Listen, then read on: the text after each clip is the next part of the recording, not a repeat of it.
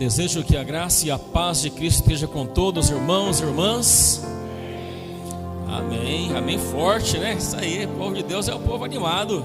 Muito bom, estamos felizes por estarmos aqui nesta manhã adorando ao Senhor. Salmo de número 127. Por favor, abra a sua Bíblia lá no Salmo de número 127. Também estará projetado aqui em nosso Data Show, para juntos acompanharmos a leitura da palavra de Deus. Salmo 127, amém?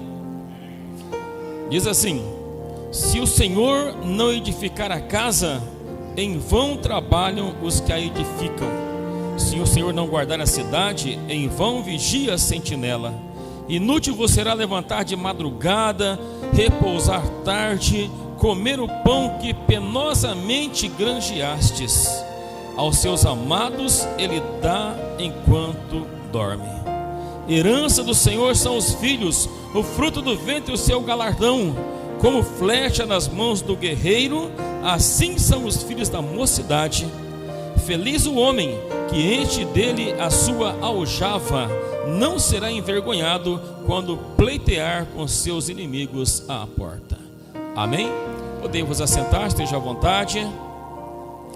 Muito bom, nesta manhã de sábado a gente está reunidos aqui para refletir um pouco na palavra de Deus, com alegria aqui do nosso coração. Hoje é um culto temático, né? Vamos estar falando sobre filhos, herança do Senhor. A gente vai pensar aqui sobre esse assunto. Ele é algo assim muito bom para o nosso tempo, porque a Bíblia sempre encontrou lugar para as crianças, né? Quer fosse no Antigo Testamento ou no Novo Testamento, as crianças estavam presentes sempre aqui, e Deus abençoando, né, esses pequenininhos. Então a gente vai pensar sobre isso, mas eu olho assim que não é possível você falar de filhos sem falar de família. Você concorda comigo ou não? Né? Porque o filho está no seio da família, né? Então é importante a gente pensar aqui nessa manhã, refletir também aqui sobre a família. Salmo 127 é um salmo que tem a sua autoria atribuída a Salomão, e ele deve ter sido escrito lá pelo período provável durante a construção do templo em Jerusalém. E nós vamos ver o salmista aqui, muito embora fosse um homem com bastante poder aquisitivo, um homem com muitos recursos financeiros, a construção do templo foi uma bênção, que ele precisou falar assim: parem de contribuir porque já está sobrando dinheiro, né? Oxalá que isso acontecesse também no nosso tempo. Então a gente olha para cá e vê que mesmo ele sendo esse homem com tanto recurso financeiro, ele teve algo muito importante que ele pensou aqui nesse salmo, porque ele reconhece assim, ó, que sem Deus você pode morar na melhor casa, sem Deus você pode morar em um palácio, sem Deus você pode ter o melhor que você possa pensar que tem para a sua vida, mas nunca terá a felicidade completa, porque a felicidade completa nossa vem de Deus para a nossa vida. Talvez pode morar em uma casa simples, ter móveis simples e ser muito feliz, porque você tem Deus na sua vida. Deus está presente na sua vida, na sua casa, na sua família, né? Então a pergunta que vem para nós é: você quer ter um lar feliz? Eu achei que o amém foi pouco, vocês não querem, né? Só uns 2 ou 3. Vou perguntar de novo, hein? Segunda chance. Você quer ter um lar feliz? Eita glória, aí sim, né? Então, irmãos, para se ter um lar feliz, a primeira coisa que deve se fazer é colocar Deus em primeiro lugar na nossa casa, na nossa família, entre aqueles que são liderados por nós, que somos chefes da família ou das famílias. Deus tem que estar em primeiro lugar. Se você olhar o primeiro verso aqui, ele trata aqui sobre a proteção de Deus, né? E nós vamos perceber que ele vai dizer assim, que se Deus não guardar a cidade, em vão vigia a sentinela. Não é isso que ele fala aqui, ó? Se o Senhor não edificar a casa, em vão trabalham os que edificam. Se o Senhor não guardar a cidade, em vão vigia a sentinela. Ele está dizendo que se Deus não estiver na nossa casa, se Deus não estiver presente na nossa família, se Deus não for em primeiro lugar lá na nossa casa onde nós estamos morando, onde estamos vivendo, Ele está dizendo assim para a gente que nada vai ser bom, nada vai dar certo, não vai haver proteção que seja possível, porque é necessário que Deus esteja presente. Por outro lado, quando a gente fala assim, dessa proteção de Deus, a primeira impressão que dá para algumas pessoas é que confiando em Deus não precisamos fazer mais nada, né? Confio em Deus e agora não preciso fazer nada. Você concorda com essa frase ou não? Não, né?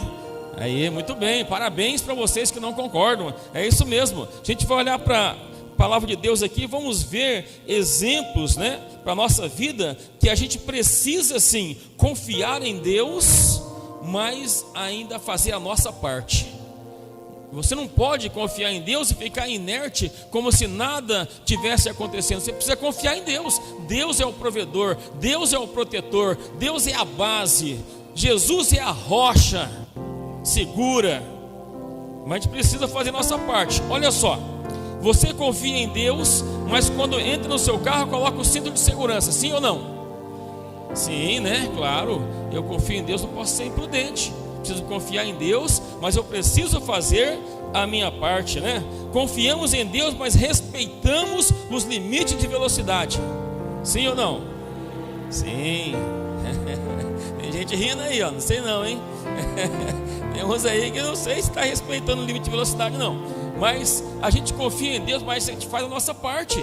A gente começa a fazer aquilo que nós precisamos fazer, que é a nossa parte. Ó, confiamos em Deus, mas ainda assim, quando vamos dormir, trancamos a porta da casa. Sim ou não?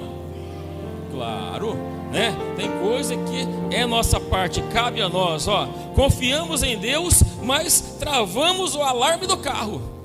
Pip, pip. Né? Todo mundo, né? Se não tem alarme, mas a chavinha vai lá e vira, né, na direção lá para o lado direito para travar o carro.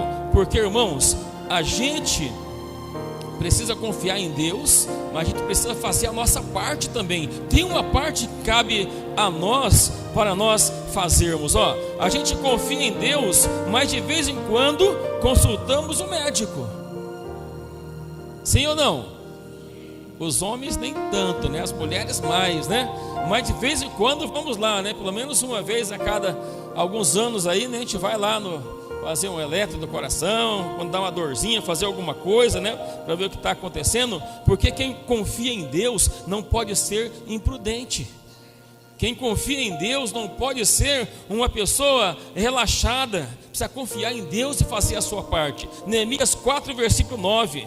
Nós oramos ao nosso Deus e como proteção colocamos guarda dia e noite. Viu o que o povo de Deus fez? Confia em Deus, ora a Deus, busca a proteção de Deus e coloca guardas ali para ficarem vigiando, para saber o que é que está acontecendo. Então é preciso que a gente olhe para esse texto aqui e entenda que Deus está no controle de tudo, mas que eu preciso fazer a minha parte, que eu preciso fazer aquilo que cabe a mim fazer, porque senão eu não vou também conseguir o êxito necessário naquilo que eu estou buscando. Eu vi ontem, a Wélida falou assim, semana que vem eu vou fazer um concurso público importante aí, né? E ela falou, estou estudando, me preparando. Ela confia em Deus, pediu oração aqui na igreja, a gente está orando por ela. Mas se ela pedir oração e não estudar, ela vai passar, Custódio? Não, né? Então é preciso fazer a nossa parte, né? Aquilo que nos cabe. Então é isso aí, irmãos. Confiar em Deus, fazer a nossa parte, cuidar da nossa família, fazer aquilo que está ao nosso alcance para cuidar da nossa família da melhor forma possível. No verso 2, ele fala sobre o trabalho que sobrecarrega as pessoas. Você já leu isso aqui? Verso 2, ó. Inútil vos será levantar de madrugada, repousar tarde, comer o pão que penosamente granjeastes. Por quê? Aos seus amados ele o dá enquanto dormem. Glória a Deus. Está vendo que coisa boa? Ele está falando aqui para a gente que às vezes o trabalho ele sobrecarrega quando a gente trabalha sem limites, né? Quando a gente acha que a vida resume só em trabalho, aí a gente começa a contrariar também a palavra de Deus, porque diz assim, ó, pode fazer isso, mas aquele que está dormindo tranquilamente lá à noite, repousando, trabalhou de dia, né? Não foi relaxado, fez a sua parte, agora dormiu, descansou, Deus está providenciando pão para ele enquanto dorme. Amém? Então é necessário trabalhar, mas é preciso ter esses cuidados, né? Olha, 2 exemplos. Pais que saem de madrugada para trabalhar, os filhos ainda estão dormindo, e quando voltam à noite para casa, os filhos já estão dormindo novamente. Eles não conseguem ter um relacionamento, né? Eles não conseguem aquele momento de interação com os filhos, porque eles saem muita ou alta madrugada e volta tarde da noite, e os filhos já estão dormindo novamente. E alguns ainda dizem assim: eu estou fazendo isso pelos meus filhos. Já ouviu isso ou não? Acho que já, né? Eu já ouvi muitas vezes, né? Pessoas falam, estou fazendo pelos meus filhos. Na verdade, irmãos, o que o filho mais precisa é da presença dos pais ao seu lado, para compartilhar alguns momentos importantes da vida. Sabe, tem pais que não conseguem acompanhar o crescimento dos filhos, que não conseguem acompanhar o desenvolvimento, que não conseguem ver o boletim do filho no final do semestre ou do bimestre, né? Não consegue acompanhar o que está acontecendo. E a Bíblia diz que nós precisamos ter esses cuidados, né? Porque a nossa família precisa de presença de pai, presença de mãe, presença dos pais ali ao seu lado, compartilhando as coisas que são importantes. Amém? Então trabalhar é bom, mas trabalhar demais pode trazer prejuízo ao invés de lucro. O versículo 3, ele diz para a gente que os filhos são o quê? Herança do Senhor e o fruto do ventre o seu. Aleluia, glória a Deus. Você já parou para pensar sobre a palavra herança? O que significa essa palavra? A gente só ouve falar, né? Sabe que herança é uma coisa que você recebe de alguém que foi seu antepassado e que deixou para você ou passou para você.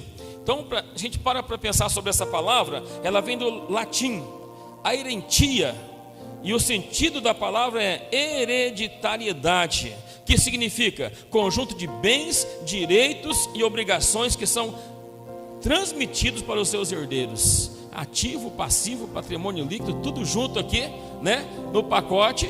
Porque como você recebe uma herança, você recebe bens e direitos, mas recebe também o quê? Responsabilidade, obrigações, né? Então são coisas que vêm junto com uma herança. Então quando diz os filhos são herança do Senhor, é isso aqui: bens e direitos e obrigações são transmitidos aos seus respectivos herdeiros ou legatários, né, que recebem. E a palavra galardão que aparece no texto significa presente. Amém?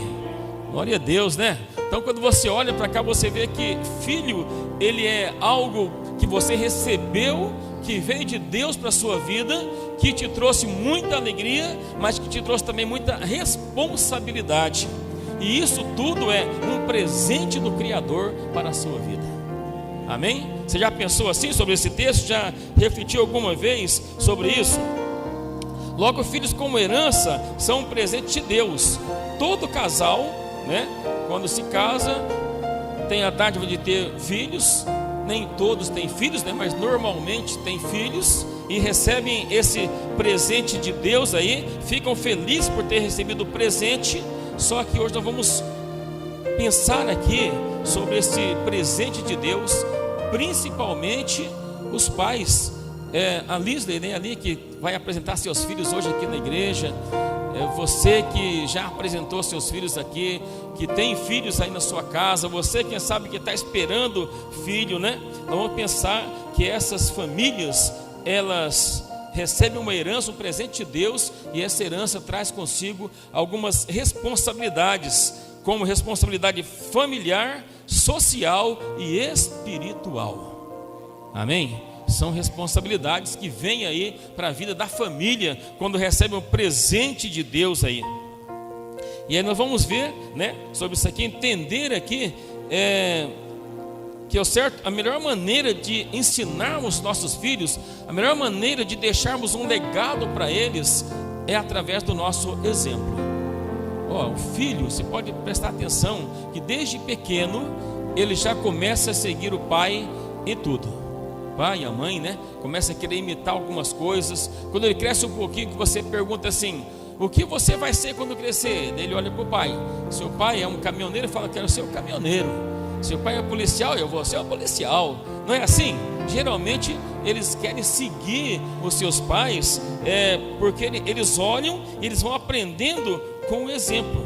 Então o que você faz, né? O que você fala, a forma como você vive na sociedade, tudo influencia a vida dos seus filhos.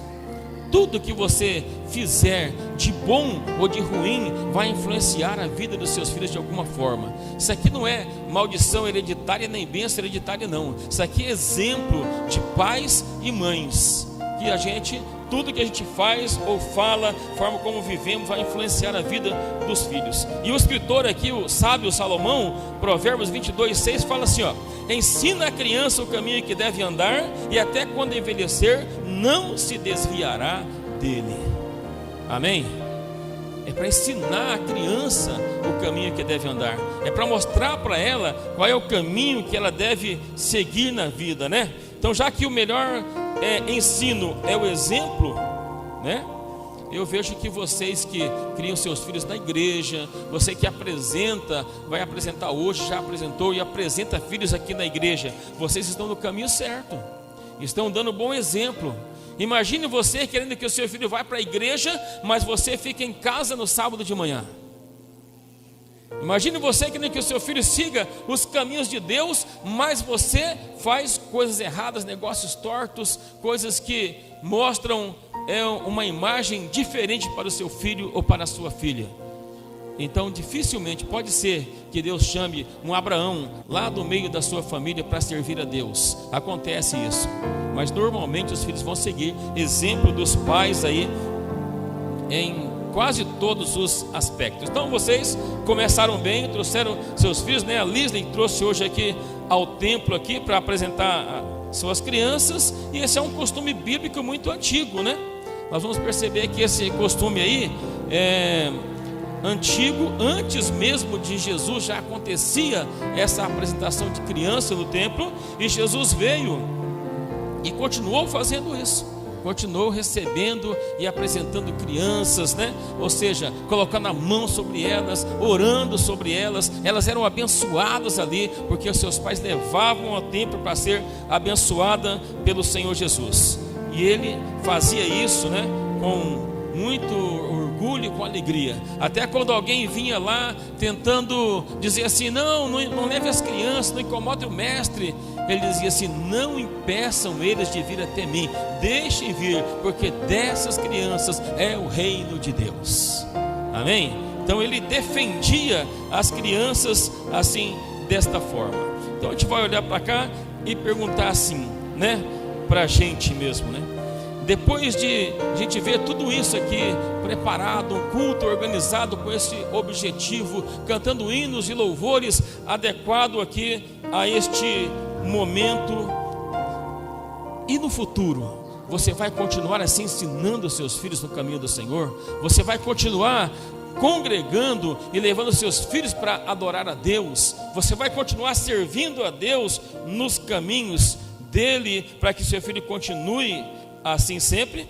Afinal de contas, essa herança é o seu presente, é o presente que Deus te deu, que Ele colocou nas suas mãos, né? É o presente de Deus para você. E o legado que nós podemos deixar para os nossos filhos, muito mais do que um bem material, muito mais do que trabalhar a vida toda, se desgastar e até morrer trabalhando para deixar muitos bens materiais. é a gente deixar bens espirituais para os nossos filhos, é deixar legado espiritual, para que eles possam olhar para a gente e lá no futuro dizer assim: meu pai e minha mãe me ensinou um bom caminho. Pode ser que um dia eles até por algum motivo deixem de ir à igreja, mas não vão poder dizer que você, pai e mãe, não levou eles para o caminho certo. Então é bom que a gente faça a nossa parte, para que lá no futuro, quando eles olharem, eles possam ver, né, que um legado na família foi levarmos, ensinarmos o caminho de Deus e colocarmos eles no caminho e no lugar certo. Então é importante que você pense sobre isso, que faça essa análise aqui da sua vida espiritual com a sua família. Como você tem ensinado, quais os exemplos que você tem dado aí para a sua família, para os seus filhos, e como você tem guiado eles no caminho de Deus. Amém? Que Deus venha abençoar a nossa vida, venha colocar sobre nós aí sempre essa sabedoria, para que a gente possa fazer tudo para que o nome de Deus seja glorificado na nossa família. Que a gente olhe e nunca tenha do que se envergonhar, mas diga assim: eu consegui cumprir o meu ministério como pai, como mãe, consegui cumprir a minha parte que coube a mim com relação aos meus filhos. Amém?